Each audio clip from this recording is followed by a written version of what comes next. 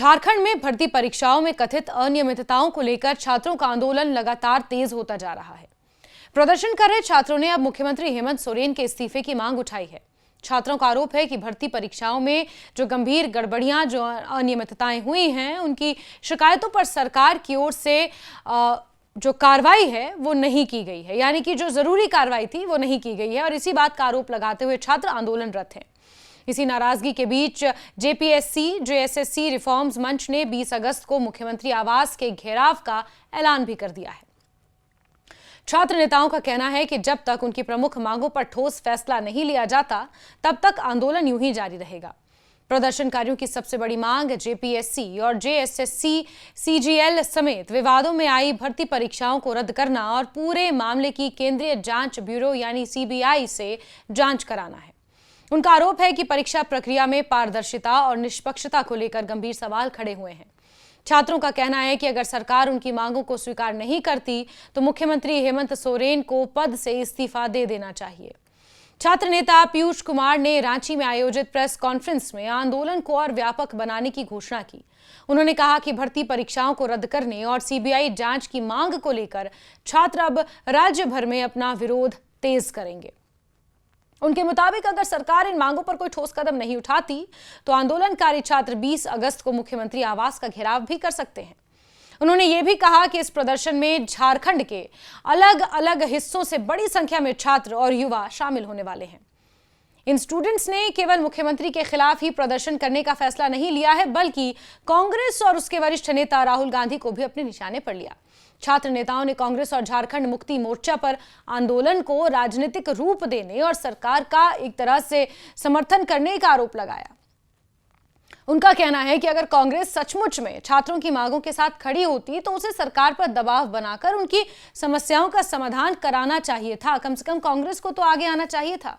और इसी के तहत छात्र नेताओं ने सभी 24 जिला मुख्यालयों में मुख्यमंत्री हेमंत सोरेन और लोकसभा में नेता प्रतिपक्ष राहुल गांधी के पुतले जलाने की घोषणा की। छात्र नेता रविंद्र पासवान ने कहा कि आंदोलनकारी केवल मुख्यमंत्री ही नहीं बल्कि राहुल गांधी का भी पुतला जलाएंगे। उनका आरोप है कि राहुल गांधी ने फोन पर छात्रों से बातचीत तो की, जिसके दौरान उनके समर्थन की बात कही थी, लेकिन इसके बावजूद कांग्रेस राज्य सरकार के साथ खड़ी दिखाई दे रही है। जंतर मंतर के आंदोलन में तो कांग्रेस जमकर बोल रही थी, निशाना साध रही थी, छात्रों के हित में प्रेस कॉन्फ्रेंसेस कर रही थी, लेकिन झारखंड के छात्रों के लिए कांग्रेस ऐसा क्यों नहीं कर रही, ये नाराजगी इन छात्रों की है। छात्रों का कहना है कि केवल समर्थन का आश्वासन पर्याप्त नहीं है, उनकी मांगों के समर्थन में जमीन पर ठोस कार्रवाई दिखाई देनी चाहिए। इस पूरे विवाद की पृष्ठभूमि भर्ती परीक्षाओं को लेकर छात्रों की नाराजगी है। झारखंड में सरकारी नौकरियों की तैयारी कर रहे अभ्यर्थी लंबे समय से परीक्षा प्रक्रिया में पारदर्शिता और निष्पक्षता की मांग कर रहे हैं। छात्रों का कहना है कि सरकारी भर्ती परीक्षाएं युवाओं के भविष्य से सीधे जुड़ी होती हैं। ऐसे में अगर परीक्षा प्रक्रिया पर सवाल उठते हैं तो उम्मीदवारों के बीच भरोसे का संकट पैदा होता है। उनका मानना है कि किसी भी भर्ती परीक्षा को लेकर शिकायत सामने आने पर सरकार को निष्पक्ष और स्वतंत्र जांच करानी चाहिए, ताकि योग्य उम्मीदवारों के हितों की रक्षा हो सके। आंदोलनकारी छात्रों ने विशेष रूप से जेपीएससी और जेएसएससी सीजीएल परीक्षाओं को लेकर सवाल उठाए हैं। छात्र नेताओं की मांग है कि जिन परीक्षाओं की प्रक्रिया पर गंभीर आरोप लगे हैं, उन्हें रद्द कर नए सिरे से परीक्षा कराई जाए। साथ ही वो चाहते हैं कि पूरे मामले की सीबीआई जांच हो, ताकि ये स्पष्ट हो सके कि कथित अनियमितताओं के पीछे कौन जिम्मेदार है और परीक्षा प्रक्रिया में किस तरह की गड़बड़ी हुई है। छात्र नेताओं ने 10 अगस्त को हुए विधानसभा घेराव का भी जिक्र किया। पीयूष कुमार ने कहा कि 10 अगस्त का विधानसभा घेराव उनके आंदोलन की सिर्फ एक झलक था। उन्होंने चेतावनी दी कि अगर सरकार ने उनकी मांगों पर कार्रवाई नहीं की तो 20 अगस्त को होने वाला मुख्यमंत्री आवास घेराव उसे कहीं ज्यादा बड़ा होगा और वो डरने वाले नहीं हैं। उन्होंने कहा कि राज्य के छात्र और युवा बड़ी संख्या में इस आंदोलन में शामिल होंगे। आंदोलनकारियों ने यह भी स्पष्ट किया कि वो अपनी मांगें पूरी होने तक पीछे हटने के मूड में नहीं है। उनका कहना है कि अगर भर्ती परीक्षाओं को रद्द नहीं किया गया और सीबीआई जांच की मांग स्वीकार नहीं हुई तो आंदोलन को और व्यापक किया जाएगा। छात्रों के मुताबिक ये लड़ाई केवल कुछ परीक्षाओं को लेकर नहीं है, बल्कि राज्य के युवाओं के भविष्य और भर्ती प्रक्रिया में भरोसे से जुड़ी हुई है। छात्र आंदोलन में जो छात्र शामिल हैं, अगर आप उनकी बातें सुनेंगे तो आपके रोंगटे खड़े हो जाएंगे। छात्रों ने साफ तौर पर यह आरोप लगा दिया कि झारखंड जैसा राज्य क्या सिर्फ खनिजों के एक्सप्लॉयटेशन के लिए है? क्या सिर्फ खनिज वहां से ले जाकर आप अपनी अर्थव्यवस्था में उसे शामिल करेंगे? लेकिन जब छात्रों के हक की बात आएगी तो फिर सबको एक मंच पर आकर सुनना पड़ेगा। और छात्रों की लड़ाई इसी बात को लेकर है, उनका गुस्सा इसी बात को लेकर है। इस तरह के आंदोलन के राजनीतिक प्रभाव को भी नजरअंदाज नहीं किया जा सकता।